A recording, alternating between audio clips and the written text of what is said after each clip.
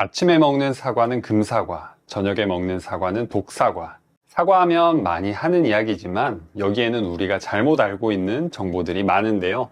그리고 사과를 이 방법으로 제대로 알고 먹기만 해도 노인증후군을 예방할 수 있습니다.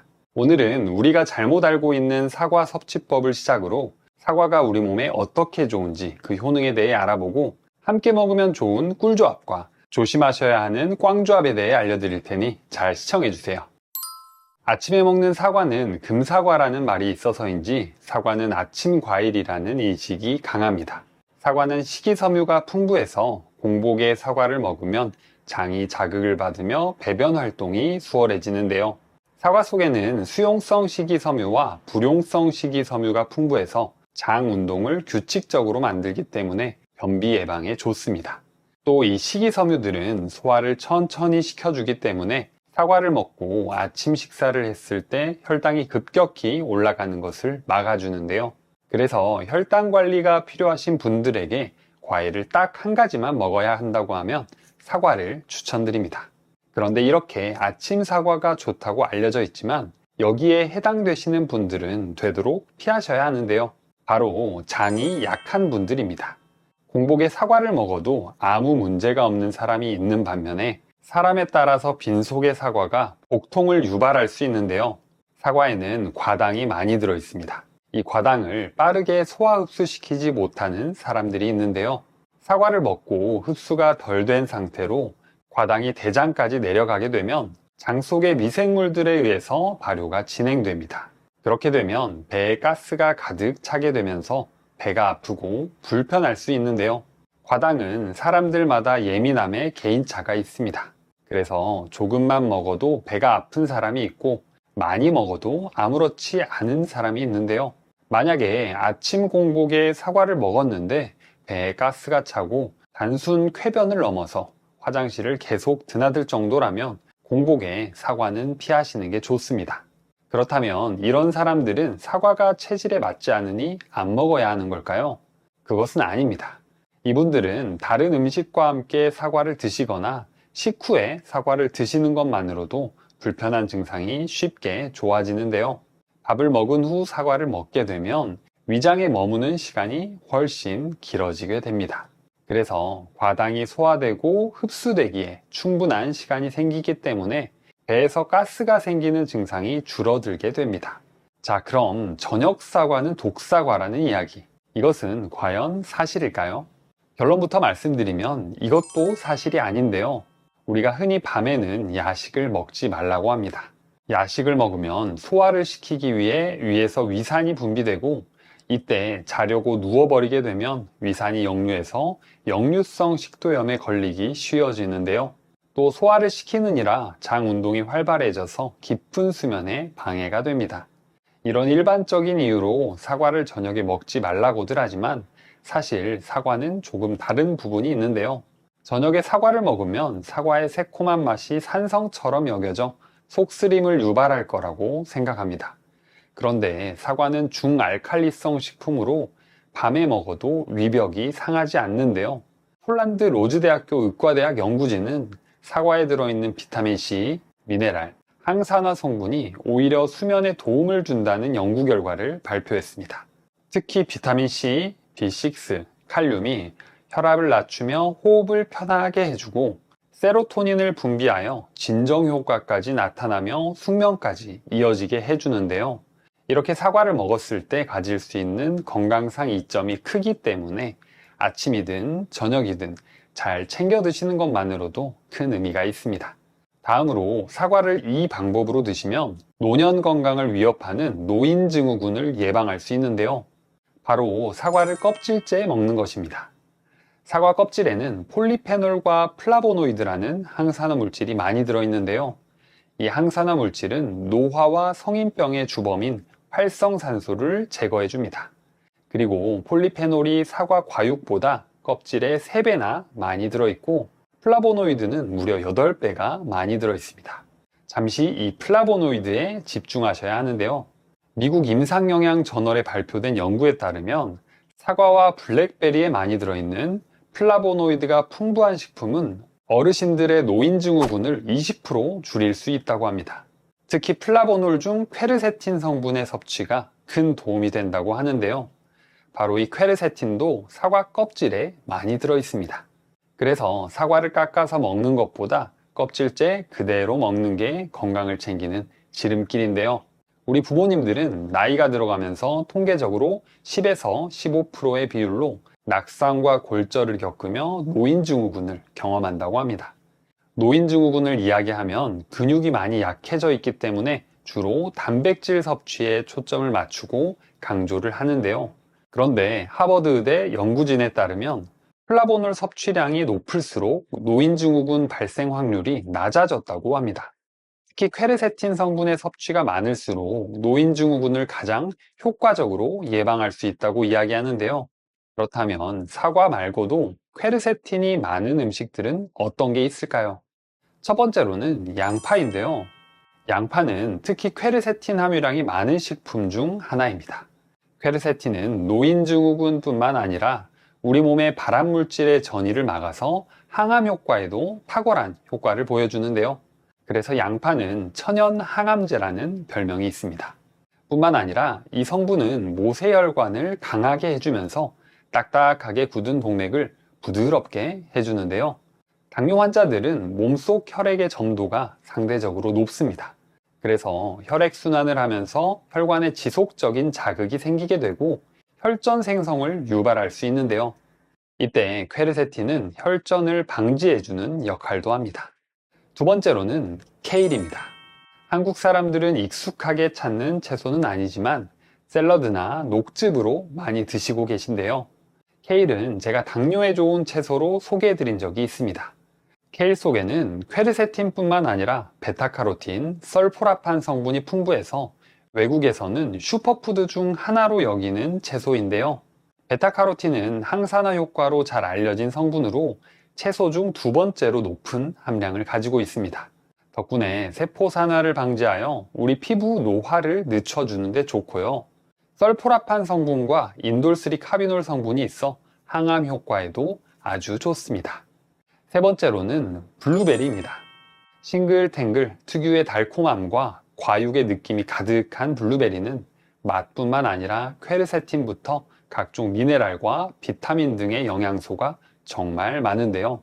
한 연구에 따르면 퀘르세틴이 신경보호 역할을 한다고 밝혀졌습니다.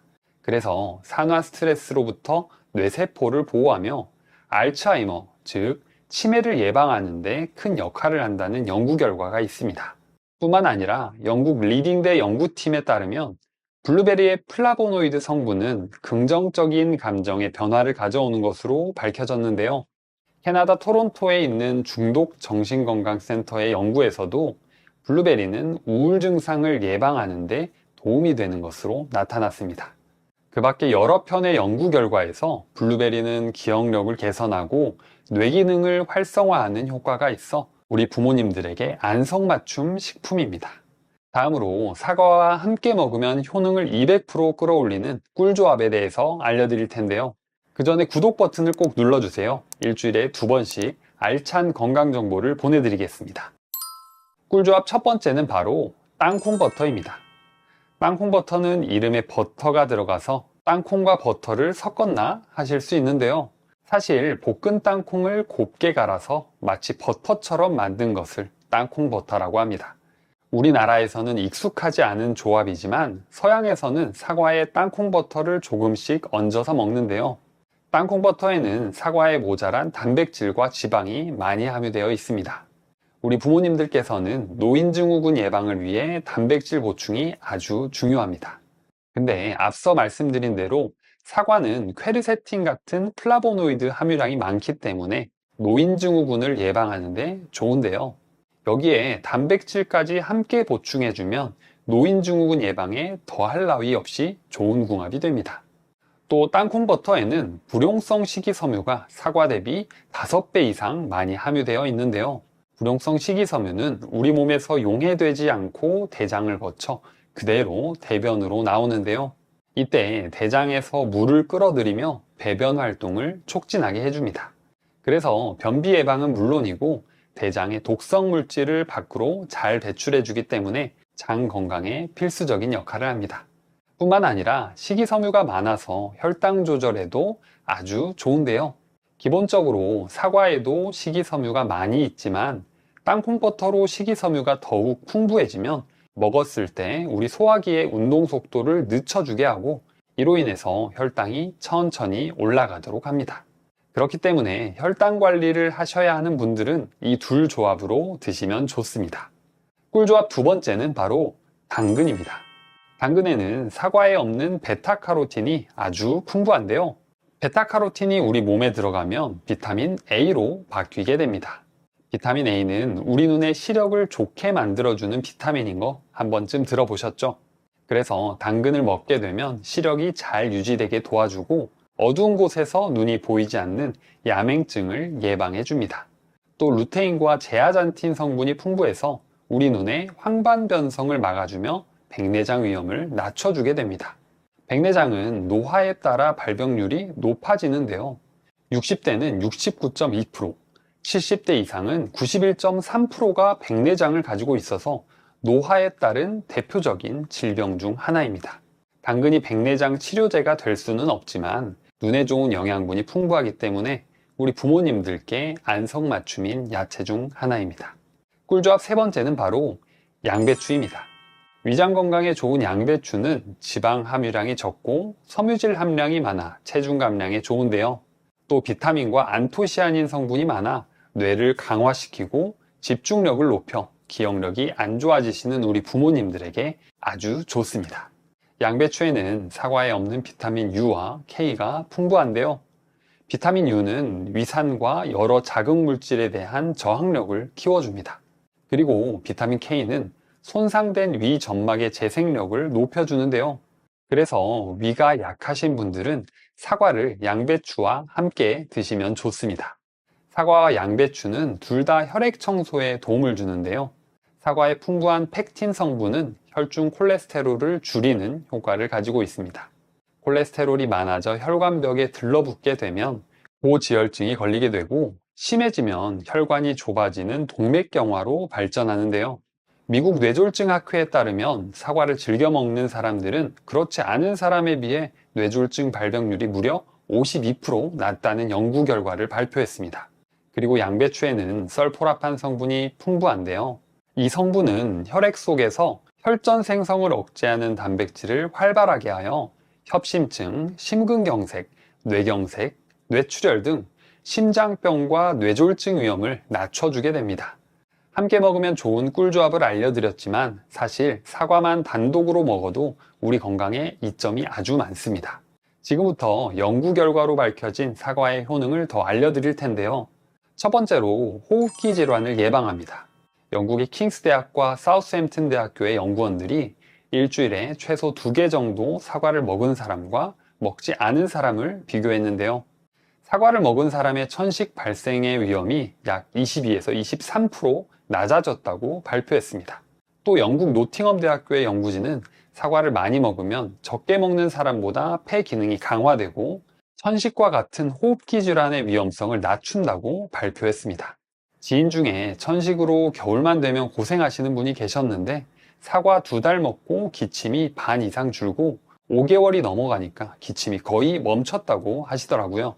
비슷한 경험 있으신 분 댓글로 경험담을 공유해 주세요. 두 번째로 심장질환과 뇌졸중을 예방합니다. 미국 캘리포니아 데이비스 대학교 연구진에 따르면 사과와 사과 주스를 매일 섭취하면 파이토케미컬 영양 성분들이 나쁜 콜레스테롤이라고 불리는 LDL 콜레스테롤의 산화를 방지하면서 심장질환과 뇌졸중을 예방하는 데 도움을 준다고 발표했습니다. 혈관 질환으로 고생하시는 분들은 사과를 꾸준히 챙겨 드시면 좋겠죠? 세 번째로 동맥경화를 예방합니다. 당뇨병 환자에게 사과를 식사와 함께 6개월간 같이 먹게 해본 결과 LDL 콜레스테롤과 동맥경화 지수는 낮아지고 HDL 콜레스테롤은 증가하였다는 연구 결과가 발표되었습니다. 혈관 질환으로 고생하시는 분들은 콜레스테롤 관리를 잘 하셔야 하기 때문에 사과를 드시는 게 도움이 되겠죠. 네 번째로 구강 건강에 도움을 줍니다. 사과를 깎지 않고 먹으면 껍질이 딱딱해서 씹는 횟수가 자연스럽게 늘어나죠. 마치 마른 오징어를 오래 씹는 것 같죠. 그러면 자연스럽게 안면 근육 운동이 많아지게 됩니다. 우리가 잘 씹는 게 정말 중요하다는 이야기 들어보셨죠? 잘 씹으며 자극을 줘야 뇌 속의 혈액순환을 증가시켜 더 건강해지게 됩니다. 이가 안 좋은 우리 부모님들은 사과 껍질을 절반만 깎아서 먹으면 훨씬 씹기 편하실 거예요. 사과를 드실 때 한 번에 다 못 드시고 남는 경우에는 시간이 지나면 갈변되게 되는데요. 혹시 갈변된 사과는 몸에 안 좋으니 먹지 말라는 이야기 들어보신 적 있으신가요? 결론부터 말씀드리면 이것도 사실이 아닙니다. 갈변은 물질이 산화되면서 갈색으로 변색되는 것을 말하는데요. 껍질을 깎은 사과가 공기 중에 노출이 되면 사과에 있는 폴리페놀 화합물이 산소와 만나 사과 표면에 갈색 색소를 만들어냅니다. 이 갈변 현상은요, 산화 반응으로 일어나는 거라 섭취했을 때 몸속에 활성산소가 생성된다고 해요. 그 활성산소가 세포를 공격하며 재생을 방해할 수 있어서 몸에 안 좋다고 알려져 있습니다. 그런데 여러분, 갈변된 사과를 먹어서 활성산소가 생기기도 하지만 사실은 숨쉬기 운동을 하고 있는 지금 이 순간에도 우리 몸에는 활성산소가 생기고 있다는 거 알고 계셨나요? 유튜브에서 활성산소에 대해 많이 들어보셨지만 정작 어떤 건지 잘 모르셨던 분들 많으셨죠? 활성산소는 우리 몸이 에너지를 만들고 사용하는 과정에서 생성되는 물질인데요. 그런데 이 활성산소가 과도하게 만들어져서 기준치를 넘어갈 때 문제가 생기게 됩니다. 활성산소는 불안정한 특성을 가지고 있어서 마치 동네 날라리처럼 우리 몸 이곳저곳 건들며 시비를 걸면서 다니거든요. 그러다가 DNA, 단백질 등 우리 몸의 중요한 세포들을 손상시키면서 암과 심장병, 당뇨병 등 여러 질환을 일으키게 됩니다. 그래서 활성산소를 억제해주는 항산화 물질이 많이 들어간 음식이 몸에 좋다고 이야기하는 거죠. 자, 정리해보면 갈변된 사과를 먹으면 활성산소 때문에 몸에 안 좋다라는 이야기는 조금 억지스러운 부분이 있으니까 흘려 들으시는 게 좋습니다.